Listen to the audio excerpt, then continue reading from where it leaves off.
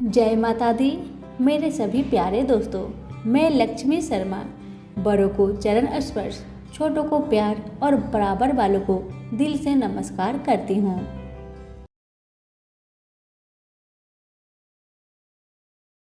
ओम नमः भगवते वासुदेवाय नमः।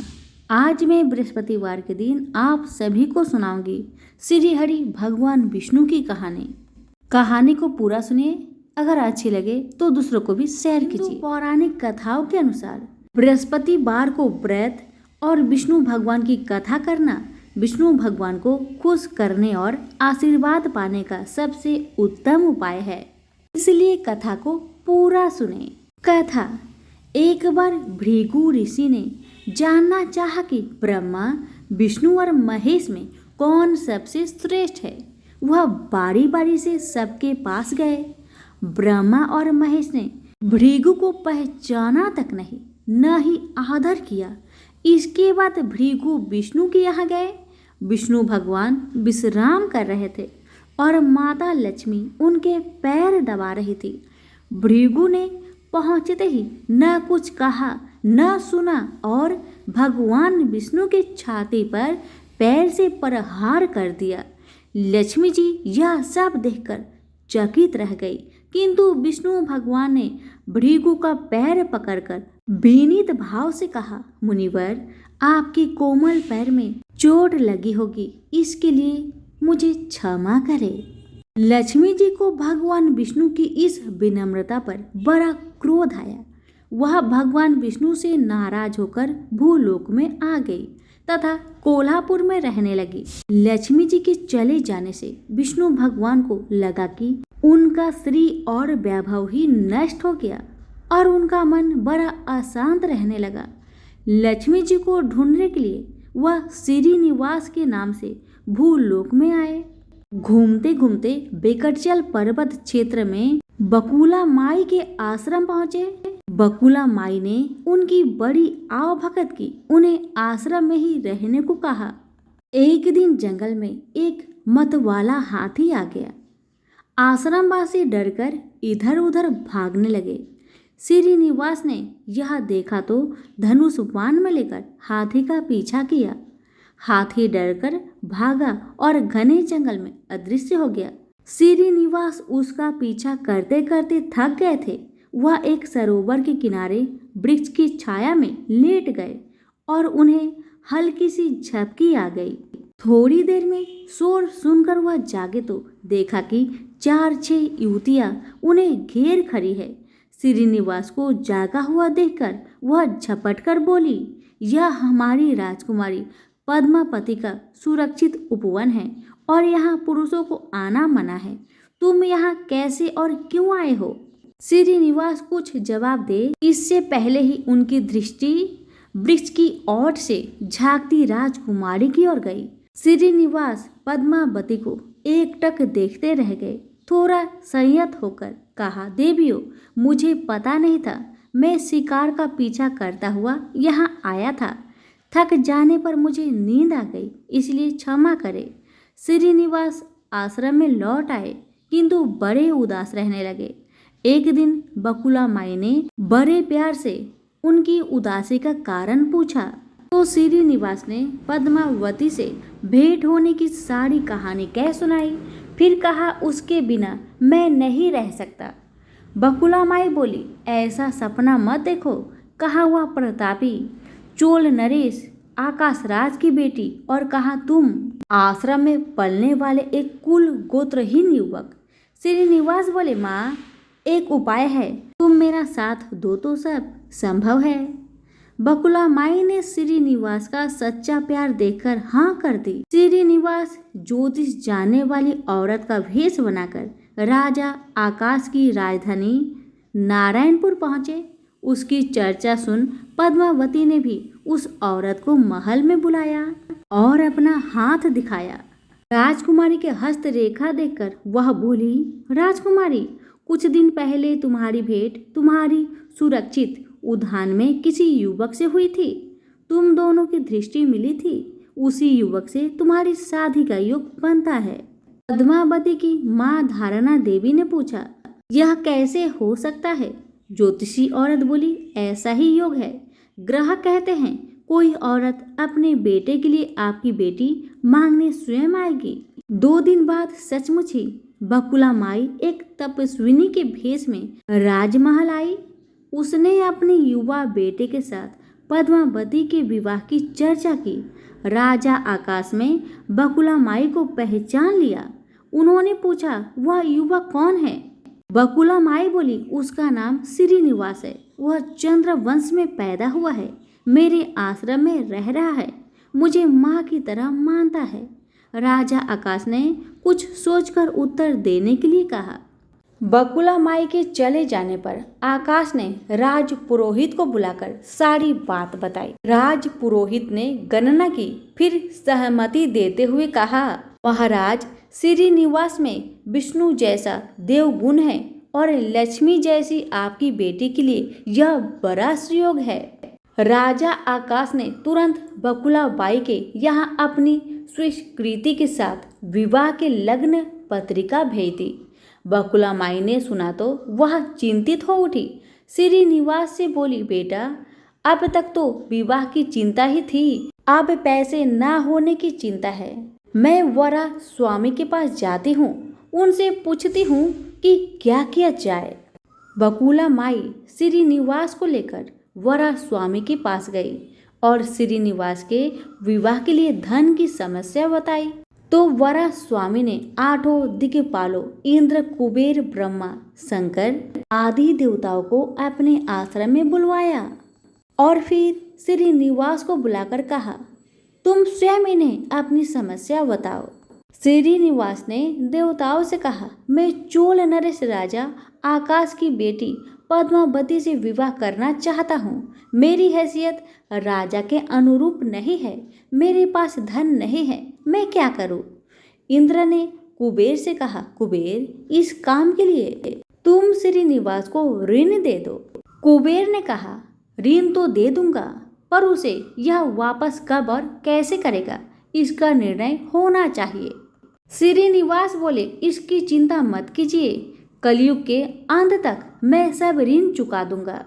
कुबेर ने स्वीकार कर लिया। सब देवताओं की साक्षी में श्रीनिवास के ऋण पत्र लिख दिया गया। उस धन से श्रीनिवास और पद्मावती का विवाह बड़े धूमधाम से हुआ। तभी नारद ने कोल्हापुर जाकर लक्ष्मी को बताया, विष्णु ने श्रीनिवास के रूप में पद्मावती से विवाह कर लिया है। दोनों वेंकटाचल पर्वत पर रह रहे हैं। यह सुनकर लक्ष्मी जी को बड़ा दुख हुआ। वह सीधे वेंकटाचल पहुंची। विष्णु जी की सेवा एवं लगी पद्मावती को भला बुरा कहने लगी। श्रीनिवास विष्णु रूप में मेरे पति है, तूने इनके साथ विवाह क्यों किया? दोनों ने वाक युद्ध होने लगा। तो श्रीनिवास को बड़ा दुख हुआ। वे पीछे हटे और पत्थर की मूर्ति के रूप में बदल गए। जब दोनों देवियों ने यह देखा तो उन्हें बड़ा दुख हुआ कि श्रीनिवास तो अब किसी के न रहे। इतने में शीला विग्रह से आवाज आई, देवियों में इस स्थान पर बकटेश्वर स्वामी के नाम से अपने भक्तों का अभिष्ट पूरा करता रहूंगा। उनसे प्राप्त चढ़ावे के धन द्वारा कुबेर का कर्ज ब्याज चुकाता रहूंगा। इसलिए तुम दोनों मेरे लिए वापस में झगड़ा मत करो। यह वाणी सुनते ही लक्ष्मी जी और पद्मावती दोनों ने सिर झुका लिया। लक्ष्मी कोल्हापुर आकर महालक्ष्मी के रूप में प्रतिष्ठित हो गई और पद्मावती तिरुनाचूर में शीला विग्रह हो गई। आज भी तिरुपति क्षेत्र में तिरुमला पहाड़ी पर भगवान बकेटेश्वर स्वामी के दर्शन हेतु भक्त गणों से इसी भाव से शुक्ल लिया जाता है। उनकी पूजा पुष्प, मिष्टान आदि से न होकर धन द्रव्य से होती है। इस धन से भगवान श्री कृष्ण बकेटेश्वर स्वामी कुबेर का कर्ज चुका रहे हैं। सभी प्रेम से बोलिए श्री लक्ष्मी नारायण की जय हो, बृहस्पति देव की जय हो। कथा, भारत वर्ष में एक प्रतापी और दानी राजा राज्य करता था। वह हर रोज गरीबों और ब्राह्मणों की हमेशा सहायता करता था। लेकिन यह बात उस राजा की पत्नी को थोड़ा भी नहीं भाता था। कि उसका पति दिन रात दान ही देता रहता है, उसे थोड़ा भी अच्छा नहीं लगता था। रानी ने कभी भी कोई गरीबों को दान नहीं दिया था और ना ही भगवान का पूजन किया करती थी। यहाँ तक कि रानी राजा को भी दान देने से मना किया करती थी। एक दिन की बात है, राजा शिकार खेलने जंगल में चले गए और उस समय रानी महल में अकेली थी। उसी समय बृहस्पति देव साधु का भेष धारण करके राजा के महल में भिक्षा लेने गए। साधु महाराज ने रानी से भिक्षा मांगी, लेकिन रानी ने इनकार कर दिया और कहा, हे साधु महाराज, मैं तो इस दान पुण्य से बहुत तंग आ गई हूँ। मेरा पति तो सारा धन लुटाते रहता है। मेरी इच्छा बस यही है कि मेरा सारा धन नष्ट हो जाए। ना रहेगी धन और ना मेरे पति इन धनों को लुटा सकेंगे। ना रहेगी बांस और ना बजेगी बांसुरी। यही मेरी इच्छा है। रानी के बातों को सुनकर साधु महाराज बड़ा आश्चर्य में पड़ गए। उन्होंने कहा, देवी, तुम तो बड़ी विचित्र हो। धन दौलत संतान तो सभी चाहते हैं। पुत्र और लक्ष्मी तो पापी के घर में भी होनी चाहिए। यदि तुम्हारे पास अधिक धन है तो भूखों को भोजन खिलाओ, प्यासे के लिए पियाओ बनवाओ, मुसाफिरों के लिए धर्मशालाएं खुलवाओ। जो निर्धन है अपनी कुंवारी कन्याओं का विवाह नहीं कर सकते, उनकी मदद करो, उनकी सहायता करो। ऐसे और अनेक काम हैं जिनके करने से तुम्हारा यश लोक परलोक में फैलेगा। परंतु रानी पर उपदेश का कोई प्रभाव न पड़ा। वह बोली, महाराज, आप मुझे कुछ न समझाए। मैं ऐसा धन नहीं चाहती जो हर जगह लुटाती फिरूं, बांटती फिरूं। साधु महाराज ने उत्तर दिया। साधु महाराज ने कहा, यदि तुम्हारी ऐसी इच्छा है तो तुम्हारी इच्छा पूरी होगी। तुम ऐसा करना कि बृहस्पतिवार को घर को लीपकर पीली मिट्टी से अपना सिर को धोकर स्नान करना, भट्टी चढ़ाकर कपड़े धोना। ऐसा करने से तुम्हारा सारा धन नष्ट हो जाएगा। इतना कहकर वह साधु महाराज वहां से अंतर्ध्यान हो गए। साधु महाराज ने जैसा कहा था, रानी ने बिल्कुल वैसा ही किया। केवल 3 बृहस्पतिवार ही बीते थे कि उसकी समस्त धन संपत्ति नष्ट हो गई। भोजन के लिए राजा का परिवार तरसने लगा। इसी तरह से बहुत कष्ट से समय बीतने लगा। तब एक दिन जाकर राजा ने रानी से बोला कि हे रानी, तुम यहीं रहो, मैं कहीं बाहर दूसरे देश में जाता हूँ, क्योंकि यहाँ पर सभी लोग मुझे पहचानते हैं, इसलिए मैं यहाँ पर कोई छोटा मोटा काम नहीं कर सकता। ऐसा कहकर राजा प्रदेश चला गया। वहां जाकर जंगल से लकड़ी काट कर लाता और शहर में बेचा करता था। इसी तरह से अपना जीवन व्यतीत करने लगा। इधर राजा के प्रदेश जाते ही रानी और दासी दोनों दुखी रहने लगे। एक बार जब रानी और दासी को 7 दिन तक बिना भोजन का रहना पड़ा था, तो रानी ने अपनी दासी से कहा, हे दासी, पास के ही नगर में मेरी बहना रहती है, वह बड़ी धनवान है। तू उसके पास जा और कुछ मांग कर लेकर आ, ताकि थोड़ा बहुत गुजर बसर हम दोनों का हो सके। रानी की बातें सुन दासी रानी की बहन के घर गई। जिस दिन दासी रानी की बहन के घर गई, उस दिन गुरुवार का दिन था और रानी की बहन उस समय बृहस्पतिवार की व्रत कथा सुन रही थी। दासी ने रानी की बहन को अपनी रानी का संदेश दिया, मगर रानी की बड़ी बहन ने कोई उत्तर नहीं दिया। जब दासी को रानी की बहन से कोई उत्तर नहीं मिला तो बेचारी बहुत दुखी हुई और उसे क्रोध भी आया कि रानी की बहन ने उसे उत्तर नहीं दिया। लेकिन उदास मन से दासी रानी के पास चली आई और रानी को अपनी सारी बात कह सुनाई। यह सुनकर रानी ने अपने भाग्य को कोसा। उधर रानी की बहन ने सोचा कि मेरी बहन की दासी आई थी, परंतु मैं उससे नहीं बोली, इससे वह बहुत दुखी हुई होगी। यह सोचकर बेचारी कथा सुनकर और पूजन समाप्त करके वह अपनी बहन के घर आई और कहने लगी, ए बहन, मैं बृहस्पतिवार का व्रत कर रही थी। तुम्हारी दासी मेरे घर आई थी, परंतु जब तक कथा होती है तब तक ना तो उठते हैं और ना ही बोलते हैं, इसलिए मैं कुछ नहीं बोली। कहो दासी, क्यों आई थी?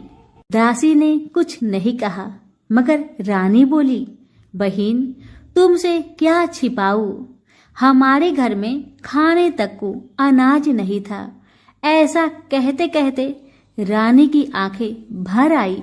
उसने दासी समेत पिछले 7 दिनों से भूखे रहने तक की बात अपनी बहन को विस्तार पूर्वक कह सुनाई।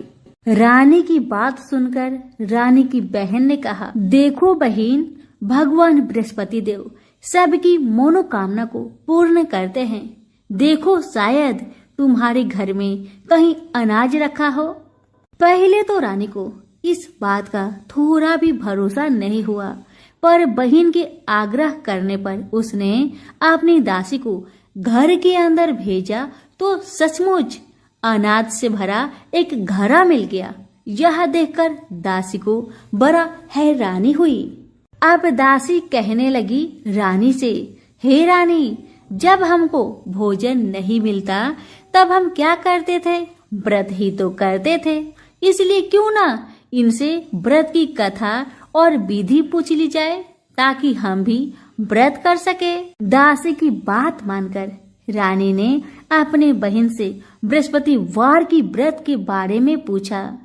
उसकी बहन ने बताया, बहन, बृहस्पतिवार के व्रत में चने की दाल और मुनक्का से विष्णु भगवान का केले के जड़ में पूजन करे और दीपक जलाए और कथा भी सुने और पीला भोजन ही करना चाहिए। इससे बृहस्पति देव प्रसन्न होते हैं। व्रत का पूजन और विधि बताकर रानी की बहन अपने घर को लौट आई।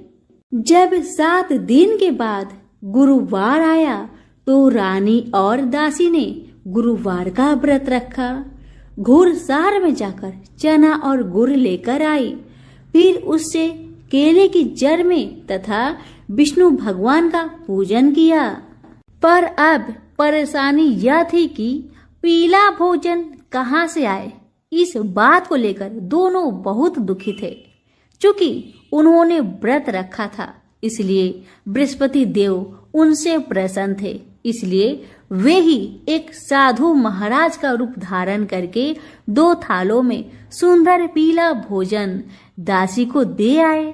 भोजन पाकर दासी बहुत प्रसन्न हुई और फिर रानी के साथ मिलकर भोजन ग्रहण किया। और उसके बाद वे सभी गुरुवार को व्रत और पूजन करने लगी। बृहस्पति भगवान की कृपा से उनके पास फिर से धन संपत्ति आ गई, परंतु रानी फिर से पहले की तरह आलस्य करने लगी।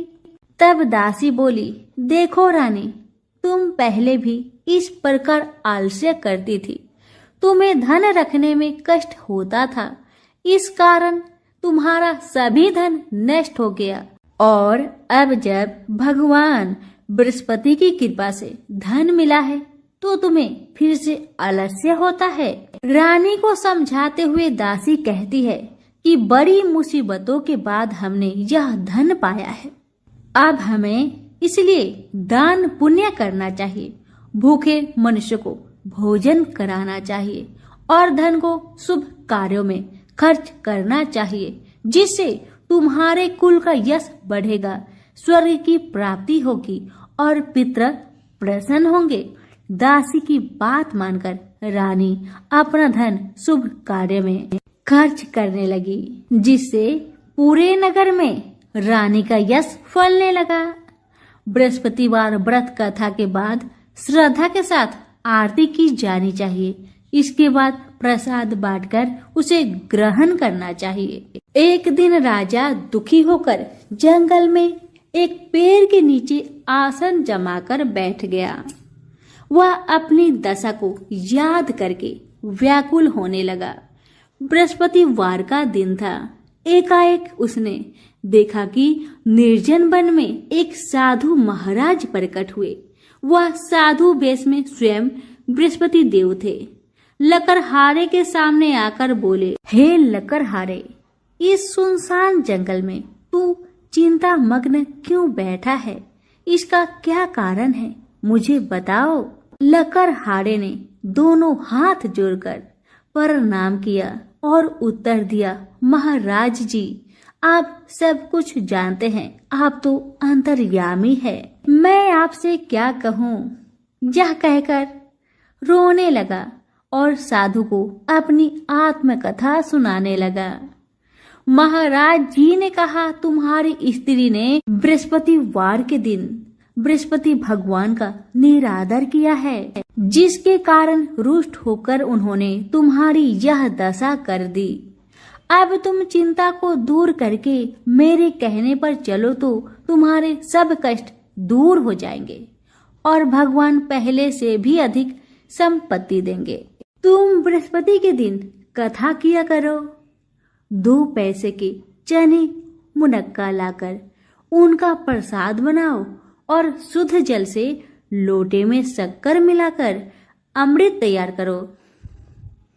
कथा के पश्चात अपने सारे परिवार और सुनने वाले प्रेमियों में अमृत व प्रसाद बांटकर आप भी ग्रहण करो। ऐसा करने से भगवान तुम्हारी सब मनोकामनाएं पूरी करेंगे। साधु महाराज के ऐसे वचन सुनकर लकड़हारा बोला, हे प्रभु, मुझे लकड़ी बेचकर इतना पैसा नहीं मिलता जिससे मैं भोजन के उपरांत कुछ भी बचा सकूं। मैंने रात्रि में सपने में अपनी स्त्री को व्याकुल देखा है। मेरे पास कुछ भी नहीं जिससे मैं उसकी खबर मंगा सकूं। साधु ने कहा, हे लकड़हारे, तुम किसी बात की चिंता मत करो। बृहस्पति के दिन तुम रोजाना की तरह लकड़ियां लेकर शहर को जाओ। तुमको रोज से दुगुना धन प्राप्त होगा, जिससे तुम भली भांति भोजन कर लोगे तथा बृहस्पति भगवान की पूजा का सामान भी आ जाएगा। इतना कहकर साधु महाराज अंतर ध्यान हो गए। धीरे धीरे समय बीतने लगा, पर फिर वही बृहस्पतिवार का दिन आया। लकड़हारा जंगल से लकड़ी काटकर किसी शहर में बेचने गया। उसे उस दिन से और दिन से अधिक पैसा मिला।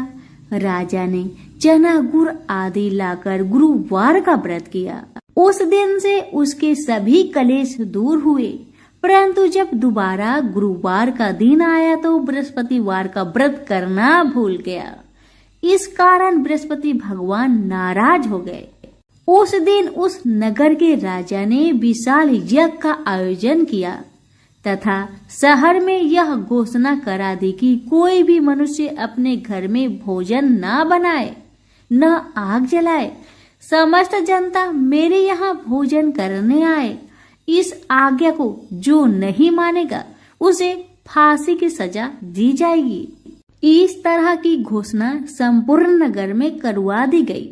राजा की आज्ञा अनुसार शहर के सभी लोग भोजन करने गए, लेकिन लकड़हारा कुछ देर से पहुंचा, इसलिए राजा उसको अपने साथ घर ले गए और ले जाकर भोजन कराया। तो रानी की दृष्टि उस खूंटी पर पड़ी जिस पर उसका हार लटका हुआ था। वह वहां पर दिखाई नहीं दिया। राजा ने निश्चय किया कि मेरा हार इस मनुष्य ने चुरा लिया है। उसी समय सिपाहियों को बुलाकर उसको कारागार में डलवा दिया गया। जब लकड़हारा कारागार में पड़ गया और बहुत दुखी होकर विचार करने लगा कि न जाने कौन से पूर्व जन्म के कर्म से मुझे यह दुख प्राप्त हो रहा है, और उसी साधु को याद करने लगा जो जंगल में मिला था। उसी समय तत्काल बृहस्पति देव साधु के रूप में प्रकट हुए और उसकी दशा को देखकर कहने लगे, अरे मूर्ख, तूने बृहस्पति देव की कथा नहीं करी, इस कारण तुझे दुख प्राप्त हुआ है। अब चिंता मत कर, बृहस्पतिवार के दिन कारागार के दरवाजे पर तुझे 4 पैसे पड़े मिलेंगे। उनसे तू बृहस्पति देव की पूजा करना, तेरे सभी कष्ट दूर हो जाएंगे। बृहस्पतिवार के दिन उसे 4 पैसे मिले, जैसे साधु महाराज ने बताया था। तब लकड़हारे ने उन पैसे से बृहस्पति देव की पूजन की और कथा कही। उसी रात्र को बृहस्पति देव ने उस नगर के राजा को सपने में कहा, हे राजा, तुमने जिस आदमी को कारागार में बंद कर दिया है वह निर्दोष है, वह राजा है, उसे छोड़ देना। रानी का हार उसी खूंटी पर लटका है, अगर तू ऐसा नहीं करेगा तो तेरा सारा राज्य को मैं नष्ट कर दूंगा। इस तरह रात्रि के सपनों को देखकर राजा प्रातःकाल उठा और खूंटी पर हार देखकर लकड़हारे को बुलाकर क्षमा मांगी तथा लकड़हारे को योग सुंदर वस्त्र आभूषण देकर विदा कर दिया। बृहस्पति देव की आज्ञा अनुसार लकड़हारा अपने नगर को चल दिया। राजा जब अपने नगर के निकट पहुंचा तो उसे बड़ा आश्चर्य हुआ। नगर में पहले से अधिक बाग, तालाब, कुएं तथा बहुत सी धर्मशाला, मंदिर बन गई है। राजा ने पूछा, यह किसका बाग और धर्मशाला है? तब नगर के सब लोग कहने लगे, यह सब रानी और बांदी के है। तो राजा बहुत आश्चर्य हुआ और गुस्सा भी आया, ये सोचकर कि इतना धन दौलत कहाँ से आया मेरी गैर हाजिरी में।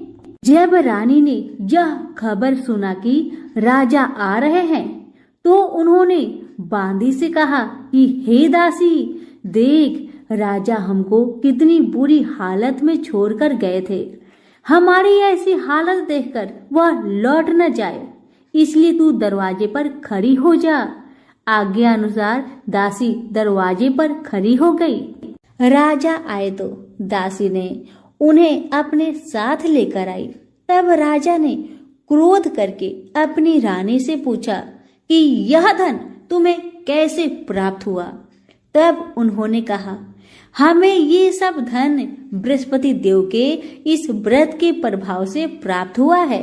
राजा ने निश्चय किया कि 7 रोज बाद तो सभी बृहस्पति देव का पूजन करते हैं, परंतु मैं प्रतिदिन में 3 बार कहानी तथा रोज व्रत किया करूंगा।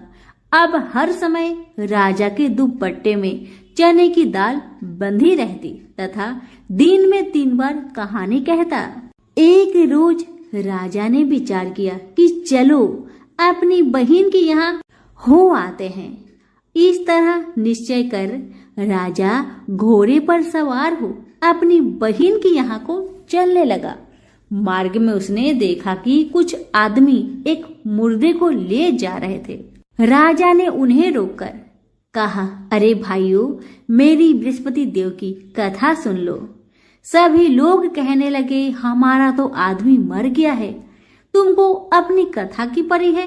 परंतु एक आदमी बोला, अच्छा तुम कहो, मैं तुम्हारी कथा सुनूंगा। राजा ने दाल निकाली और जब कथा आधी हुई थी कि मुर्दा हिलने लगा, और जब कथा समाप्त हो गई तो राम राम करके मनुष्य उठकर खड़ा हो गया। आगे मार्ग में उसे एक किसान का खेत में हल चलाता मिला।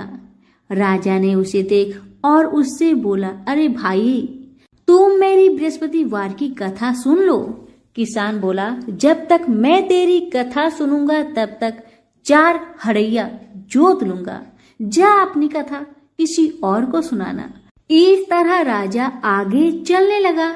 राजा के हटते ही बैल पछाड़ खाकर गिर गए तथा किसान के पेट में बड़ी जोर का दर्द होने लगा। उस समय उस किसान की माँ अपने बेटे के लिए रोटी लेकर आई। उसने यह सब देखा तो अपने पुत्र से सब हाल पूछा, तो बेटे ने सभी हाल माँ को सुना दिया। अब तो बुढ़िया माई दौड़ी दौड़ी उस घोड़ सवार के पास गई और उनसे बोली कि मैं तेरी कथा सुनूंगी, तू अपनी कथा मेरी खेत पर चलकर कहना। राजा ने बूढ़ी माई के खेत पर जाकर कथा कही, जिससे सुनते ही वह बैल उठकर खड़ा हो गया तथा किसान के पेट का दर्द भी ठीक हो गया। राजा अपनी बहन के घर पहुंचा। बहन ने अपनी भाई की खूब खातिरदारी की। दूसरे रोज प्रातःकाल राजा जागा तो वह देखने लगा कि सब लोग भोजन कर रहे हैं।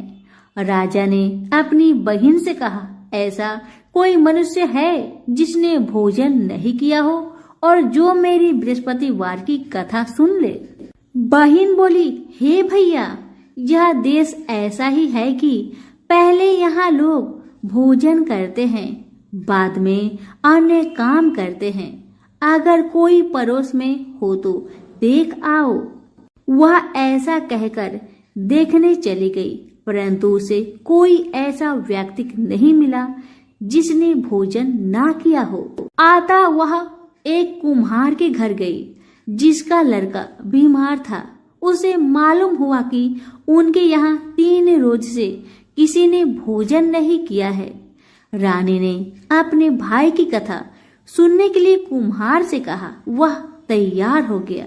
राजा ने जाकर बृहस्पतिवार की कथा कही, जिसको सुनकर उसका लड़का ठीक हो गया।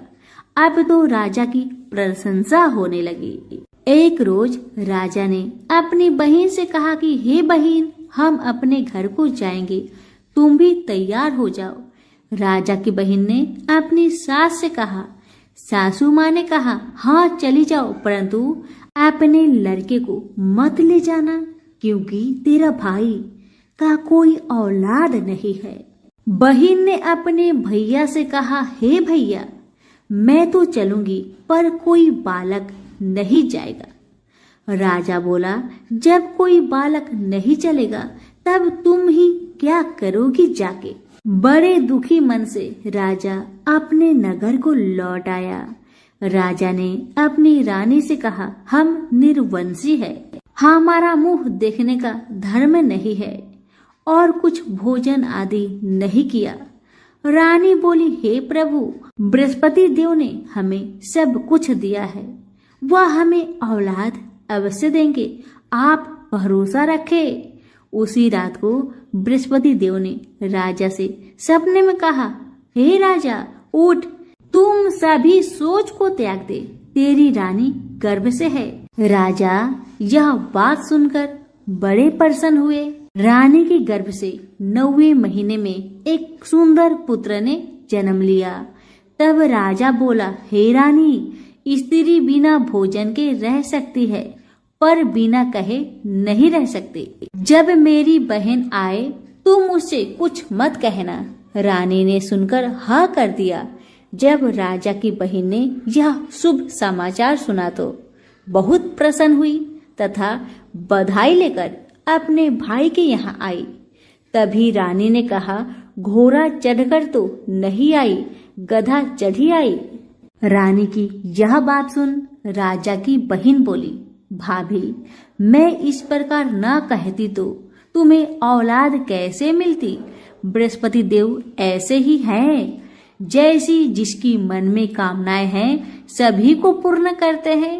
जो सद्भावना पूर्वक बृहस्पतिवार का व्रत करता है एवं कथा पढ़ता है अथवा सुनता है या दूसरों को सुनाता है, बृहस्पति देव उसकी सभी मनोकामना पूर्ण करते हैं और भगवान बृहस्पति देव सबकी सदैव रक्षा करते हैं। संसार में जो मनुष्य सद्भावना से भगवान का पूजन व्रत सच्चे हृदय से करते हैं तो उसकी सभी मनोकामनाएं पूरी जरूर करते हैं। जैसी सच्ची भावना से रानी और राजा ने उनकी कथा का गुणगान किया तो उनकी सभी इच्छाएं बृहस्पति देव जी ने पूर्ण किया। इसलिए पूर्ण कथा सुनने के बाद प्रसाद लेकर जाना चाहिए।